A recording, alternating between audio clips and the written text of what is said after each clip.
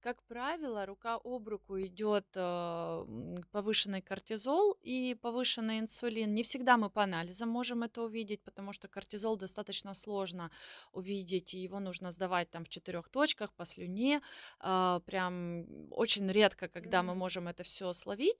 Но если есть моменты, вот, связанные с истощением, хроническим стрессом или просто беспричинным набором веса, но при этом инсулин в оптимальных значениях, конечно, мы сразу начинаем искать причину в стрессе.